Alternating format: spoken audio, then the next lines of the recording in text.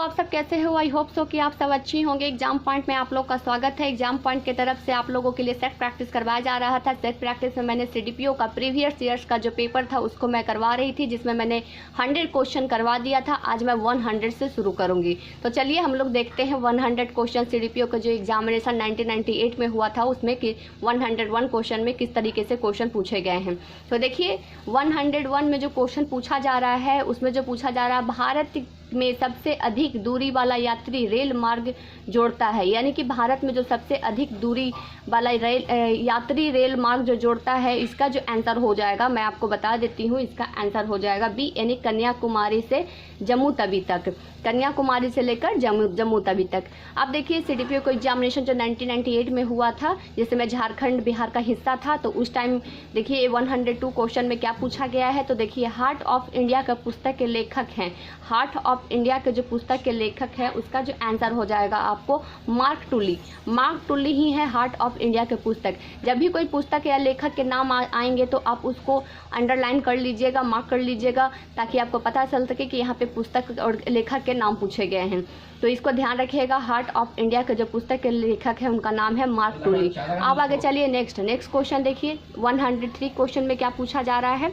तो 103 क्वेश्चन में पूछा जा रहा है आपसे कि भारत के सर्वाधिक जनसंख्या घनत्व वाला राज्य कौन है। तो देखिए इसमें सबसे इम्पोर्टेंट आप समझ लीजिए, मैंने आपको बताया था कि जो ये 1998 में जो एग्जामिनेशन हो रहा है सीडीपीओ का जो हुआ था, उस टाइम बिहार और झारखंड एक हुआ करता था। तो उसके अकॉर्डिंग मैं आपको थोड़ा सा पहले बता देती हूँ, तब आपको आंसर पता चल जाएगा अपने आप ही। तो देखिए मैं बता देती हूँ कि वर्ष 2011 की जनगणना के अनुसार भारत में सर्वाधिक जो जनसंख्या घनत्व वाले 3 राज्य थे, पहला पश्चिम बंगाल, दूसरा बिहार और तीसरा केरल था। और सबसे कम जो घनत्व वाले 3 जिले थे, पहला अरुणाचल प्रदेश, मिजोरम और फिर सिक्किम था। लेकिन 2001 के अनुसार, क्योंकि 1998 में जब एग्जामिनेशन सीडीपीओ का होता उस समय 2011 की जनगणना नहीं थी, 2001 की जनगणना चल रही थी। लेकिन अभी 2011 के जनगणना के अनुसार आप मुझे बताइएगा कि ये जो भारत के सर्वाधिक जनसंख्या घनत्व वाला राज्य कौन है। और इसके अकॉर्डिंग यानी 1998 में 2011 के जनगणना के अकॉर्डिंग इसका जो सही आंसर हो जाएगा वो पश्चिम बंगाल हो जाएगा।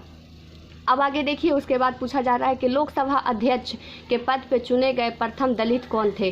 तो देखिए लोकसभा का वर्णन जो 93 में कि अनुच्छेद 93 में किया गया है, इसे निम्न सदन कहा जाता है और सरकार यही बनती है। लोकसभा का विघटन होता है लेकिन राज्यसभा का विघटन कभी नहीं होता है, तो इस बात को आप ध्यान रखिएगा। तो देखिए इसमें जो पूछा जा रहा है कि लोकसभा अध्यक्ष के पद पे चुने गए प्रथम दलित कौन थे, तो इसमें आपको मैं बता देती हूँ इसका जो आंसर हो जाएगा, इसका हो जाएगा आंसर सी हो जाएगा, यानी इसका आंसर सी हो जाएगा, यानी कि जीएमसी बाल योगी थे। जीएमसी बाल योगी लोकसभा के प्रथम चुने गए दलित थे। दलित में ध्यान रखिएगा, इसमें इंपॉर्टेंट क्या बोला जा रहा है, दलित। तो दलित जो चुने गए थे जीएमसी बाल योगी को चुने गए थे। अब आगे देखिए ये आपका पॉलिटी से क्वेश्चन पूछा हुआ है। अब देखिए नेक्स्ट क्वेश्चन देखिए, नेक्स्ट क्वेश्चन पूछा जा रहा है 105 में कि भूतपूर्व प्रधानमंत्री राजीव गांधी की हत्या के जांच करने के लिए जैन आयोग ने अपना प्रतिवेदन समर्पित किया था। यानी कि राजीव गांधी की जब हत्या हुई थी, और राजीव गांधी कौन थे, तो भूतपूर्व प्रधानमंत्री हुआ करते थे, और उनका जो हत्या हुआ था उसके लिए जैन आयोग ने एक प्रतिपादन जो समर्पित किया था, कब किया था, डेट पूछा जा रहा है। तो मैं आपको बता देती हूँ इसका जो सही डेट है 105 का, इसका जो हो जाएगा ए, यानी 7 मार्च 1998 को ये जैन आयोग ने अपना प्रतिवेदन समर्पित किया था।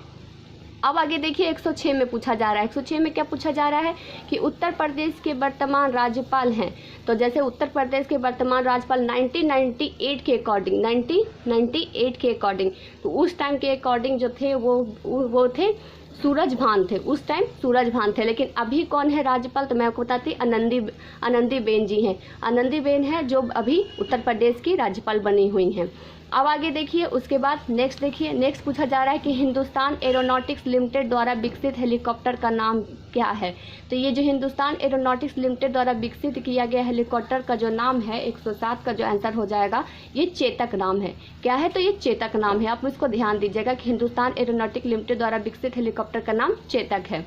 अब आगे देखिए फीफा विश्व कप 1998 का विजेता था, यानी फीफा जो विश्व कप हुआ था कब हुआ था, तो 1998 में हुआ था, और उसका जो विजेता रहा था तो कौन रहा था। तो देखिए ऑप्शन के अकॉर्डिंग है ब्राज़ील था, फ्रांस था, या फिर इंग्लैंड था, या फिर उसके बाद हॉलैंड था। तो देखिए इसका जो आंसर हो जाएगा मैं आपको बता देती हूँ, 108 का आंसर बी हो जाएगा, यानी फ्रांस था। तो इसको आप ध्यान रखिएगा, बहुत इंपॉर्टेंट है, ये खेल के जगत से पूछा गया क्वेश्चन है। आप अच्छे तरीके से जानते हैं खेल जगत से क्वेश्चन जब भी पूछे जाते हैं तो करंट में पूछे जाते हैं। तो ये 1998 का ही करंट था कि 1998 में ही एग्जामिनेशन CDPO का फर्स्ट हुआ था, फिर 2005 में हुआ था, फिर 2018 में, और अभी जो होने वाला है 2021 में होने वाला है। अब आगे देखिए, इसमें पूछा जा रहा है 109 में कि श्रीमती नजमा हेपतुल्ला ने राज्यसभा के उपाध्यक्ष निर्वाचित किया गया था। तो देखिए श्रीमती नजमा हेपतुल्ला को राज्यसभा को उपाध्यक्ष निर्वाचित किया गया था। तो ये जो 9 का जो आंसर हो जाएगा मैं आपको थोड़ा सा इसके बारे में बता देती हूँ। तो देखिए राज्यसभा के पादेन सभापति भारत के उपराष्ट्रपति होता है। आप अच्छे तरीके से जानते हैं राज्यसभा अपने सदस्यों में से किसी एक को अपना उपसभापति चुनती है, और जब उपसभापति का पद रिक्त होता है तब राज्यसभा किसी अन्य सदस्य को उपसभापति में चुनती हैं। तो जो श्रीमती नजमा हेपतुल्ला जो राज्यसभा में थी, राज्यसभा का वर्णन अनुच्छेद कितने में आप मुझे कमेंट करके बताइएगा। और राज्यसभा का विघटन कभी भी नहीं होता है, इस बात को आप ध्यान रखिएगा। तो जो उपाध्यक्ष के निर्वाचित हुए थे 109 का जो सही आंसर हो जाएगा ये हो जाएगा चौथी बार, यानी कि ये ऑलरेडी पहली 3 बार बन चुकी थी उपाध्यक्ष राज्यसभा के बन चुकी थी, और ये चौथी बार फिर से चुनी गई थी। अब आगे देखिए नेक्स्ट में पूछा जा रहा है कि ATP चैलेंजर कप एकल श्रेणी में वर्तमान 1998 ईस्वी में विजेता थे, यानी कि ATP चैलेंजर कप जो हुआ था उसमें एकल श्रेणी में 1998 में जो विजेता थे उनके जो नाम थे ये पूछा जा रहा है आपको। तो देखिए लिएंडर पेस ही थे एकल ATP चैलेंजर कप 1998 में हुआ था उसके विजेता। अब इसमें पूछा जा रहा है, देखिए मेलबोर्न में आयोजित 4 राष्ट्रों में हॉकी प्रतियोगिता में अर्जेंटीना को पराजित किया था। ये 1998 के टाइम के करंट अफेयर है। तो उसके अकॉर्डिंग जो आंसर हो जाएगा आपका ये ऑस्ट्रेलिया था, ये पराजित हुआ था, ऑस्ट्रेलिया पराजित हुआ था। अब आगे देखिए उसके बाद 112 में पूछा जा रहा है कि श्रीमती अरुणा आसफ अली ने भारत रत्न पुरस्कार प्रदत्त कब हुआ, इसका वर्ष पूछा जा रहा है, यानी श्रीमती अरुणा आसफ अली जी को भारत रत्न कब दिया गया। तो 112 का जो आंसर हो जाएगा मैं आपको बता देती हूँ, ये सी हो जाएगा, 1997 में दिया गया। और 1997 में दिया गया, 1998 में CDPO का फर्स्ट एग्जामिनेशन हुआ तो उस टाइम का ये करंट अफेयर था, क्योंकि ये भारत रत्न से जुड़ा हुआ था, ये इंपॉर्टेंट था। तो इसको भी आप कहीं पे लिख लीजिएगा, आपके लिए अच्छा ही रहेगा ये।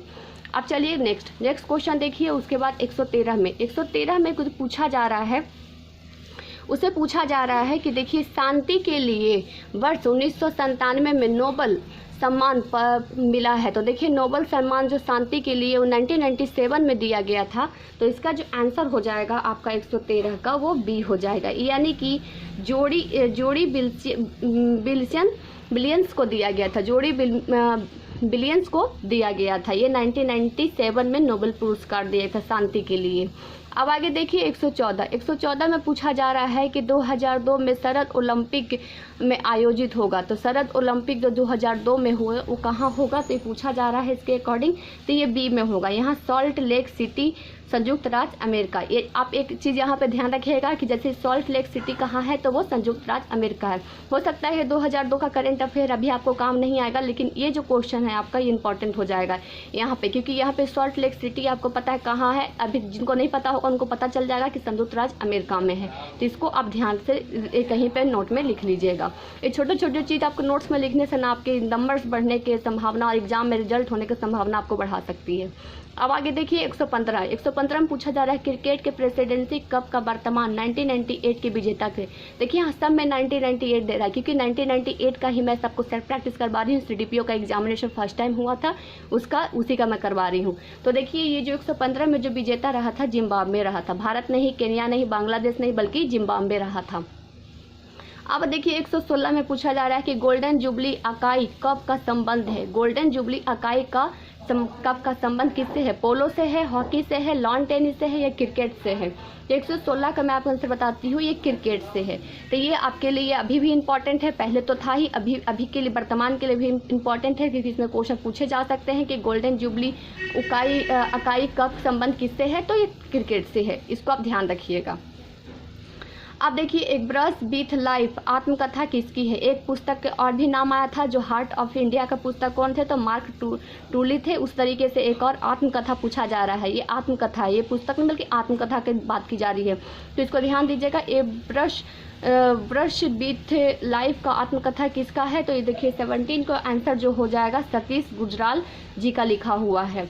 आगे आप देखिए, ये श्रीमती विजय राजे सिंधिया की आत्मकथा के शीर्षक है। तो ये विजय राजे सिंधिया थी, ग्वालियर की थी। ग्वालियर में ही इसे इन्हें राजमाता के नाम से बोला जाता है। अब इन्हें राजमाता, इन्हीं के नाम पे अभी ये प्रधानमंत्री नरेंद्र मोदी जी ने 150 रुपये के सिक्के को प्रचालन किया था। अगर आप लोग मेरा लगातार वीडियो देख रहे होंगे तो आपको मैंने इसके बारे में बहुत अच्छे तरीके से बताया है, विजय राजे सिंधिया के बारे में। ये ग्वालियर के किसी महाराज के घर के थी और इन्हें राजमाता के नाम से जाना जाता है। तो देखिए, ये जो विजय राजे सिंधिया, और सबसे इम्पोर्टेंट चीज़ ये लोकसभा के मेंबर भी रह चुकी हैं। अब देखिए, श्रीमती विजय राजे सिंधिया जो आत्मकथा शीर्षक है, ये किसके लिए इम्पोर्टेंट है, तो मैं आपको बता देती हूँ। ऑप्शन सी हो जाएगा। ये राज और लोक का लिए था, राज और लोक के लिए। अब देखिए, उसके बाद जो क्वेश्चन पूछा जा रहा है, ये देखिए, टाइटैनिक फिल्म के निर्देशक थे। टाइटैनिक फिल्म जो थे, टाइटैनिक जहाज़ था जो डूब गया था, तो उसी पे एक फिल्म बनाई गई थी। तो उसमें जो टाइटैनिक फिल्म के जो निर्देशक थे, इनका नाम क्या था, तो देखिए इसका नाम था जेम्स कैमरून। जेम्स कैमरून इनका नाम था। टाइटैनिक फिल्म के जो निर्देशक थे, उनके जेम्स कैमरून नाम था। अगर आप टाइटैनिक फिल्म वगैरह देखे होंगे तो आपको पता ही चल गया होगा कि इनकी, क्योंकि नाम वगैरह उसमें लिखाता है। अब देखिए, उसके बाद देखिए 120 में पूछा जा रहा है कि स्वर्ण अश्व जिस फिल्मोत्सव का प्रदत्त होता है वो आयोजित होता है। तो वो आयोजित स्वर्ण अश्व कहाँ होता है, तो देखिए 120 का जो आंसर हो जाएगा ए, बर्लिन में होता है, बर्लिन में। अब आगे देखिए, गामा किरणें हैं। देखिए आपका ये जो आ गया आपका साइंस से क्वेश्चन पूछा जा रहा है। तो देखिए, गामा किरणें, तो गामा किरणें क्या हैं, तो देखिए उच्च ऊर्जा वाली विद्युत चुंबकीय तरंग है, उच्च ऊर्जा वाली इलेक्ट्रॉनिक है, उच्च ऊर्जा वाली इलेक्ट्रॉनिक वाले, ये उच्च ऊर्जा वाला प्रोजेक्टॉन है। तो देखिए इसका जो 121 का जो आंसर हो जाएगा ए, उच्च ऊर्जा वाली विद्युत चुंबकीय तरंगे हैं। अब आगे देखिए, 122 क्वेश्चन पूछ रहा है कि नाभिकीय ऊर्जा का परिवर्तन है। नाभिकीय ऊर्जा का परिवर्तन किसमें होता है, तो इसका जो आंसर हो जाएगा बी, यानी कि पिंड और ऊर्जा में होता है। अब आगे देखिए, उस तरीके से 23 क्वेश्चन को देख लीजिए। तो 23 में पूछा जा रहा है आपसे कि जिन धातुओं को पीटकर पत्थर के रूप में दिया जाता है वह कहलाता है। यानी कि कोई धातु है, उसको पीट कर पत्थर की, यानी पेपर की तरह बनाया जाता है। पेपर थोड़ा सा मोटा ही रहता है, पत्थर की तरह रूप दिया जाता है, वह कहलाती है क्या, लचीला, तन या सुनम या फिर भुरभुरी। तो इसका जो आंसर हो जाएगा वो 23 का ये तन कहलाता है। तन, इसको आप ध्यान दीजिएगा, तन कहलाता है। ये सारे साइंस के क्वेश्चन आना शुरू हो गए हैं। अब देखिए, इसमें पूछा जा रहा है कि निम्नलिखित में से किसका और अधिक विभाजन नहीं किया जा सकता है। तो किसका विभाजन नहीं किया जा सकता, अणु का, यौगिक का, मिश्रण का या तत्व का। तो 124 का जो आंसर है ए, अणु का विभाजन नहीं किया जा सकता है। अब देखिए, इसमें पूछा जा निम्नलिखित में से कौन सा सूर्य की परिक्रमा में सबसे कम समय लेता या लेती है। यानी कि सब सूर्य की परिक्रमा करने में सबसे कम समय लेता और लेती है, तो कौन है, वरुण, बृहस्पति, पृथ्वी या शनि। 125 का आंसर हो जाएगा पृथ्वी। ये पृथ्वी कम समय लेता है, इन सभी ज़्यादा समय लेता है। एक उत्प्रेरक है 126 का जो क्वेश्चन आंसर पूछा जा रहा है कि एक उत्प्रेरक है, तो उसका जो पूछा जा रहा है वो इसका आंसर सी हो जाएगा। रासायनिक प्रतिक्रिया का दर से घटा या बढ़ा सकता है। अब देखिए 127 पूछा जा रहा है कि पित्त एक उत्सर्जन होता है। पित्त कहाँ उत्सर्जन होता है, शरीर के किस भाग में उत्सर्जन होता है। ये आपका बायोलॉजी का क्वेश्चन है, ये आपका बायोलॉजी का क्वेश्चन है। मैंने आपको बताया था कि एग्जामिनेशन में आपको केमिस्ट्री से क्वेश्चन नहीं पूछे जाते हैं, केमिस्ट्री और बायो से क्वेश्चन पूछे जाते हैं, फिजिक्स से क्वेश्चन नहीं पूछे जाते हैं। तो देखिए इसमें पित्त उत्सर्जन होता है बॉडी के किस भाग से, तो देखिए 27 का आपका जो हो जाएगा बी हो जाएगा, यानी यकृत के द्वारा होता है, यकृत के द्वारा होता है। अब देखिए प्रकाश रासायनिक प्रक्रिया है, तो प्रकाश रासायनिक प्रक्रिया क्या है, तो इसका मैं डायरेक्टली आंसर बताती हूँ, ये हो जाएगा बी, प्रकाश द्वारा आरंभ होती है, यानी कि प्रकाश द्वारा आरंभ होती ही प्रकाश रासायनिक प्रक्रिया होती है। अब देखिए ये पूछा जा रहा है कॉपर सल्फेट का घोल एक जल है। देखिए कॉपर सल्फेट एक केमिस्ट्री का क्वेश्चन है। तो देखिए कॉपर सल्फेट का घोल जल में क्या होता है, नीले लिटमस लाल में बन जाता है या लाल लिटमस नीला में बन जाता है। ये लिटमस कागज में कोई प्रभावी नहीं रहता है, ये बेरंग रहता है। तो 129 का आंसर हो जाएगा ए, यानी कि नीले लिटमस का लाल बना रहता है। और ये क्वेश्चन एग्जामिनेशन बीपीएससी का या फिर बीपीएससी ने सीडीपीओ का जो एग्जामिनेशन लिया है उसमें बहुत बार क्वेश्चन पूछे जा चुके हैं। मैं आपको बता देती हूँ, जो भी स्टूडेंट तैयारी कर रहे हैं वो जनरल साइंस के लिए ज़्यादा ज़रूरत नहीं है, वो 11-12 की बुक पढ़ लेंगे या फिर लूसेंट का साइंस बुक पढ़ लेंगे, उनको ये कंप्लीट हो जाएगा। अब आगे देखिए उसके बाद 30 क्वेश्चन पूछ रहा है कि एसिटिक अम्ल में एक कमज़ोर अम्ल है। तो देखिए एसिटिक अम्ल में एक कमज़ोर अम्ल पूछा जा रहा है, तो ये कमज़ोर अम्ल कौन सा है, तो 130 का आंसर बी हो जाएगा। इसका अमोनिया निम्न होता है, यानी अमोनिया इसका कमज़ोर अम्ल होता है। अब देखिए 131 में पूछा जा रहा है कि एक त्रिआधारीय अम्ल और अणु का भार 176 है, तो इसका समतुल भाग क्या होगा। तो देखिए इसका जो समतुल भाग होगा 131 का सी हो जाएगा, 58.66 हो जाएगा। अब आगे देखिए नेक्स्ट क्वेश्चन पूछा जा रहा है। नेक्स्ट क्वेश्चन में पूछा जा रहा है कि तांबे मिश्र धातु है, तांबे मिश्र धातु है। तो देखिए तांबे की मिश्र धातु क्या है, तो देखिए डूरालुमिन है, पित्तल है, मैग्नीशियम है, इस्पात है। तो जी इसका आंसर हो जाएगा, मैं आपको बताती हूँ, पीतल है। यानी कि तांबे का जो मिश्र धातु, तांबे में जो मिश्र कोई धातु मिलाया जाता है तो वो पीतल मिलाया जाता है। पीतल में तांबा या तांबल में पीतल मिलाया जाता है, तो इसको आप ध्यान रखिएगा। अब देखिए चित्र खींचने के लिए जिस धातु को हैलाइड का प्रयोग होता है वो है, जो हाइलाइट का जो प्रयोग होता है कि किसी भी चित्र को धातु को खींचने के लिए, हाईलाइट करने के लिए, तो उसका जो कौन से धातु का प्रयोग होता है, तो 133 में पूछा जा रहा है। तो इसके अकॉर्डिंग तांबा नहीं, सोडियम नहीं, कैल्शियम नहीं। कैल्शियम तो एलिमिनेशन मेथड अपनाइए। देखिए कैल्शियम सोडियम नहीं हो सकता, क्योंकि देखिए इसमें आप पूछा धातु पूछ रहा, तो धातु के अकॉर्डिंग तांबा और चांदी ही बच गया। तो इन दोनों में से अगर आपको सही आंसर पता होगा तो आप लगा सकते हैं। तो इसका जो आंसर हो जाएगा सी, आपका सी हो जाएगा चांदी से। अब देखिए हृदय रोगियों के लिए अधिक मात्रा में नहीं लेना चाहिए, जो जिनके हृदय रोग होता है उन्हें अधिक मात्रा में क्या नहीं लेना चाहिए, नहीं पूछ रहा। तो मैंने आपको बताया था कि जब भी कुछ नहीं पूछा जाए तो एक राउंड कर दीजिए बड़ा सा, ताकि आपको पता चल जाए इंपॉर्टेंस पूछा जा रहा है। तो देखिए यहाँ कार्बोहाइड्रेट, प्रोटीन, गंधक या वसा, तो 34 का जो आंसर हो जाएगा डी, यानी वसा नहीं लेना चाहिए। अब देखिए उसे पूछा जर्मन रिवॉल्वर में सम्मिलित है, तो जर्मन सिल्वर में सम्मिलित है। तो जर्मन सिल्वर में जो सम्मिलित है वो क्या है, तो CU और ZN है, या फिर CUFE एवं ZN है, या फिर CUZN या NI है, या फिर CUSN एवं PB है। तो इसका जो सही आंसर हो जाएगा ऑप्शन सी, यानी कि CUZN एवं NI है।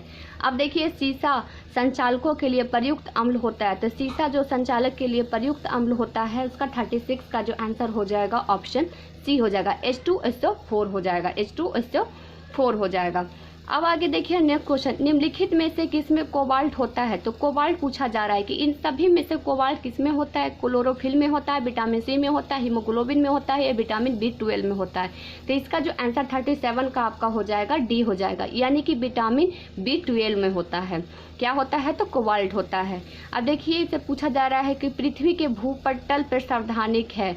तो देखिए ये पूछा जा रहा है आपको ज्योग्राफी का क्वेश्चन, ये आपसे ज्योग्राफी के क्वेश्चन पूछ रहा है। तो देखिए इसे पूछा जा रहा है कि भूपटल पर पृथ्वी के सार्वधानिक क्या पाया जाता है, तो ऑक्सीजन, लौह, एल्युमिनियम, सिलिकॉन। तो इसमें जो आंसर हो जाएगा 38 का जो ए हो जाएगा, ऑक्सीजन पाया जाता है। पृथ्वी के भूपटल पर सबसे जो क्या पाया जाता है, तो ऑक्सीजन पाया जाता है। अब देखिए इसमें पूछा जा रहा है कि जीव विज्ञान का पिता कहलाते हैं। तो जीव विज्ञान का पिता आप अच्छे तरीके से जानते हैं, तो देखिए मैं आपको इसके बारे में थोड़ा सा बता देती हूँ, आप लोग लिख लीजिएगा। तो देखिए जीव विज्ञान, जिसको बायोलॉजी शब्द का प्रयोग सर्वप्रथम जो लामार्क ने फ्रांस के ट्रेविनियस जनवरी 1801 में, ध्यान दीजिएगा 1801 में किया था। जीव विज्ञान का एक क्रमबद्ध ज्ञान के रूप में विकास ग्रीक दार्शनिक अरस्तु के काल में हुआ था। तो देखिए अरस्तु और लैंडमार्क दोनों है, तो कन्फ्यूजन आपको पैदा हो सकता है, लेकिन दर्शनीय दिए थे, इन दर्शन दिए थे, दर्शनीय जो बताए थे अरस्तु दिए थे, लेकिन इस जीव विज्ञान का जो प्रयोग हुआ था और इनका नाम रखा था, इनका पितामह जिसे कहा जाता है वो लैंडमार्क को कहा जाता है। और इन्होंने ही सर्वप्रथम पौधे एवं जंतुओं में जीवन के विभिन्न पक्षों के विषयों को अपने विचार प्रकट किए, और अरस्तु को जीव विज्ञान का पिता भी कहा जाता है। तो देखिए इसमें जो आंसर हो जाएगा अरस्तु ना होकर 39 का जो आंसर होगा ये लैंडमार्क होकर अरस्तु होगा, क्योंकि अरस्तु को यहाँ पे जीव विज्ञान का पिता, क्योंकि स्टार्टिंग में इन्हीं ने कहा था। लैंडमार्क को नहीं, लैंडमार्क ट्रेवेनियर जनवरी 1801 में इसको प्रयोग किया था। इन्हें सब प्रथम इस नाम को रखने वाले कौन थे? तो लैंडमार्क थे, लेकिन जो जीव विज्ञान के पितामह है अरस्तु को कहा जाता है। इसको आप ध्यान रखिएगा। अब देखिए सबसे विशाल जीवित स्तनपायी क्या है? तो देखिए धरती पे जो सबसे विशाल स्तनपायी जीव कौन है? तो हाथी, नीलबेल या ऊंट, ये उपयुक्त में से कोई भी नहीं। तो इसका जो सही आंसर हो जाएगा 140 का आपका सी हो जाएगा, यानी कि नीलबेल है। अब देखिए वही अब जैसा कि आप सब जानते हैं कि 10 क्वेश्चन मैथ के पूछे जाते हैं, तो अब 41 से लेकर 50 तक आपको 10 क्वेश्चन मैथ के पूछे जाएंगे। और मैं आपको बता देती हूँ, मैथ के क्वेश्चन में अगर आप 10th लेवल तक के अच्छे से मैथ अगर पढ़े होंगे, या फिर जो साइंस से 12th जो साइंस से किए होंगे उनके लिए, साइंस के मैथ से वगैरह से किए होंगे तो उनके लिए बहुत आसान होगा, क्योंकि मैथ बहुत ही आसान इसमें पूछे जाते हैं। तो देख लीजिए, आप क्वेश्चन इसमें अच्छे तरीके से पढ़ लीजिएगा। आंसर मैं आपको डायरेक्टली इसका बता देती हूँ। तो देखिए 141 का जो आंसर हो जाएगा 7, फिर 142 का जो आंसर हो जाएगा ए हो जाएगा, यानी कि 4.8 हो जाएगा। अब आगे देखिए उसी तरीके से नेक्स्ट देख लीजिए। तो नेक्स्ट में जो क्वेश्चन हो जाएगा आपका वो 43 का जो हो जाएगा वो भी आपका ए आंसर, यानी 15 मिनट है। आप क्वेश्चन को अच्छे तरीके से पढ़ के सॉल्व कर लीजिएगा, बहुत ही ईजी मैथ पूछे जाते हैं। अब देखिए उसके बाद 44 में ऑप्शन सी हो जाएगा, 210 इसका सही आंसर होगा। 45 का जो सही आंसर होगा वो हो जाएगा बी हो जाएगा। 146 का जो सही आंसर होगा वो डी हो जाएगा, यानी 700% होगा। अब देखिए 45 में चक्रवृद्धि ब्याज पूछा जा रहा है। चक्रवृद्धि ब्याज तो आप अच्छे तरीके से जानते होंगे। तो देखिए इसका जो आंसर हो जाएगा 47 का सी हो जाएगा। फिर 48 में पूछा जा रहा है टाइम ड्यूरेशन वगैरह पूछा जाता है। तो देखिए टाइम ड्यूरेशन के अकॉर्डिंग 48 में जो क्वेश्चन पूछा गया है उसका जो सही आंसर है वो 5 दिनों का होगा। और 49 में पूछा जा रहा है ये आपका आवर से पूछा गया क्वेश्चन है। तो आवर से यदि प्रति घंटा वगैरह से पूछा गया क्वेश्चन है, तो देखिए ये किलोमीटर के अकॉर्डिंग पूछा कोई सब। 49 का जो आंसर हो जाएगा डी हो जाएगा। तो ये डी हो जाएगा, इसको आप ध्यान रखिएगा, यानी कि 13 सेकंड होगा, 13 सेकंड होगा। और 50 का जो आंसर हो जाएगा आपका वो हो जाएगा आपका, मैं आपको बता देती हूँ, 50 का आंसर ऑप्शन बी हो जाएगा, 7 हो जाएगा। और जो स्टूडेंट अगर उनको आंसर सच नहीं पता चला होगा तो क्वेश्चन देखकर आंसर मैं आपको एक बार दिखा देती हूँ, आपको पता चल जाएगा। तो वो लोग आंसर भी अपने से देख सकते हैं। तो देखिए आज मैं आपको 150 क्वेश्चन पूरा करवा दिया है। CDPO को जो 1998 में जो एग्जामिनेशन हुआ था, मैं एक बार आपको ये पूरा पेपर दिखा देती हूँ। देखिए यहाँ पे लिखा हुआ है 1998 में एग्जामिनेशन इस CDPO का हुआ था। तो देखिए इस CDPO के एग्जामिनेशन में 150 क्वेश्चन भी पूछे गए थे उस टाइम भी, और 150 क्वेश्चन मैंने आपको अच्छे तरीके से करवा दिया। और इसमें मैं एक चीज़ आपको बता देना चाहती हूँ कि देखिए मान लीजिए कोई क्वेश्चन आपको पता है लेकिन उसमें 2 डेट की वजह से कन्फ्यूजन है, तो आप एलिमिनेशन मेथड अपनाइए, यानी कि जो गलत है उसको छांट दीजिए, जो सही है उसको आप दोनों में से जो सही लगेगा आप उसको करिए, आपको वो पता चल जाएगा। जैसे कि मैं एक क्वेश्चन बता देती हूँ यहाँ पे, देखिए उसके एग्जाम्पल में बताती हूँ। ये क्वेश्चन मैंने आपको बता दिया है, तो फिर से मैं थोड़ा सा एग्जाम्पल के थ्रू इस क्वेश्चन को ले रही हूँ। तो देखिए इसमें पूछा जा रहा है कि भारत छोड़ो आंदोलन के क्रम में 11 अगस्त 1942 के पटना के पुलिस गोलीकांड में मरने वाले छात्रों की संख्या कितनी थी? तो देखिए इसमें जो छात्र 4 तो बिल्कुल नहीं हो सकते, 2 तो बिल्कुल नहीं हो सकते, इतने कम तो नहीं थे, इतना आपको पता है माइंड में, लेकिन करेक्ट आपको डाटा पता नहीं है कि क्या है। तो जब ये दोनों एलिमिनेशन मेथड आपका कट गया, 2 भी कट गया और से 4 भी कट गया, बच गया 10 और 7। तो अब जाहिर सी बात है तो 10 होगा चाहे तो 7 होगा। लेकिन अगर थोड़ा सा आप पढ़े होंगे 1942 में 11 अगस्त के दिन और जो पटना के सचिवालय के सामने जिनकी मूर्ति बनी हुई है, तो आपको ध्यान होगा उसमें 7 लोग हैं। अब लोग बचपन से पढ़ते होंगे कि एक जो सबसे नीचे गिरे हुए हैं, फिर थोड़ा सा उठे हुए हैं, फिर उससे थोड़ा सा उठे हुए हैं और आगे वाले पूरे खड़े हैं, तो वो 7 लोग थे। तो इस तरीके से आप अगर अपना क्वेश्चन को एलिमिनेशन मेथड अपनाएंगे तो आपका क्वेश्चन आसानी से बन जाएगा। इसको आप ध्यान रखिएगा। जैसे कि एक और क्वेश्चन यहाँ पे देख लीजिए उसी तरीके से कि भारतीय संविधान लागू कब हुआ था? तो देखिए 15 अगस्त 1947 बिल्कुल नहीं, क्योंकि इस दिन तो देश आज़ाद हुआ था, तो बिल्कुल भी नहीं हो सकता है। 28 नवंबर 1948 तो हम लोग एक तो पढ़े ही नहीं है, पॉलिटी में तो कहीं भी ऐसा कुछ लिखा हुआ डेट है ही नहीं, तो इसको आप माइंड में होगा। अब लेकिन यहाँ पे क्या है, ये भी कट गया और ये भी कट गया, अब बच गया सिर्फ सी। और सी में पूछा जाए 26 जनवरी 1950 था, हाँ ये लग रहा है कि थोड़ा सा हो सकता है। और ये भी पूछा जाए 26 जनवरी 1952। तो देखिए इन इन दोनों में आपको ध्यान देना। तो देखिए 52 से सारे कामकाज शुरू हो चुके थे, 52 से काम पूरा बिल्कुल तरीके से भारतीय संविधान में जो भी कानून बना था उसके अकॉर्डिंग काम शुरू कर दिया गया था। तो देखिए ये जो बना था 26 जनवरी 1950। इसी तरीके से आप अगर ये एलिमिनेशन मेथड के अपनाएंगे तो आपका क्वेश्चन और भी आसानी से बनेगा। तो चलिए आज के लिए बिहार स्पेशल में जो मैंने 150 क्वेश्चन आपको करवा दिया, जिसका एग्जामिनेशन यानी कि बीपीएससी ने ही एग्जाम सीडीपीओ का लेता है। तो सीडीपीओ का जो फुल फॉर्म होता है वो इसका हिंदी रूपांतरण बाल विकास परियोजना पदाधिकारी होता है। तो उसका पीटी परीक्षा जो 1998 में हुआ था 9/8 को, उसका मैंने 150 क्वेश्चन आपको बता दिया है। तो आपको पता चल गया होगा कि किस तरीके से क्वेश्चन एग्जामिनेशन में पूछे जाते हैं। अब मैं इसका जो 2 बार एग्जामिनेशन हुआ था मैं आपको बता देती हूँ। चलिए मैं आपको थोड़ा सा यहाँ भी दिखा देती हूँ ताकि आपको पता चल जाएगा। तो देखिए मैं आपको बता देती हूँ। देखिए यहाँ पे जो ये इस बुक का मैंने रिव्यू कर दिया है, आप लोग इस बुक का देख लीजिएगा रिव्यू। मैं आपको थोड़ा सा इसका मेन चीज़ दिखा देती हूँ। देखिए इस तरीके से आपको बुक दिखाएगा। मेरे चैनल के प्लेलिस्ट में जाके आप लोग देख लीजिएगा इस बुक का रिव्यू, उसे मैंने अच्छे तरीके से बता दिया है। तो इसमें पूछा जा रहा, देखिए 3 बार एग्जामिनेशन हुआ, 1998 में, 2005 में, 2018 में। मैंने 1998 का पूरा करवा दिया है। अब 2005 का सेट प्रैक्टिस करवाऊंगी, फिर 2018 के। आपको पता चल लगा कि तीनों जो एग्जामिनेशन सीडीपीओ का हुआ है किस तरीके से क्वेश्चन पूछे जा रहे हैं। आपको तो अच्छे तरीके से पता है कि अगर क्वेश्चन का भार आपको जानना है तो प्रीवियस सेट के क्वेश्चन पेपर बनाइए, आपको पता चल जाएगा। तो इसलिए मैंने तीनों का सेट प्रैक्टिस आपको करवा दूंगी। मेरे चैनल एग्जाम पॉइंट से आप तो तीनों सेट प्रैक्टिस अवेलेबल हो जाएगा। तो चलिए आज के लिए एग्जाम पॉइंट में बस इतना ही। कल फिर नए सेट प्रैक्टिस यानी 2005 में एग्जामिनेशन हुआ था सीडीपीओ का, उसका नए सेट प्रैक्टिस के साथ आपसे मुलाकात होगी। Thank you so much friends.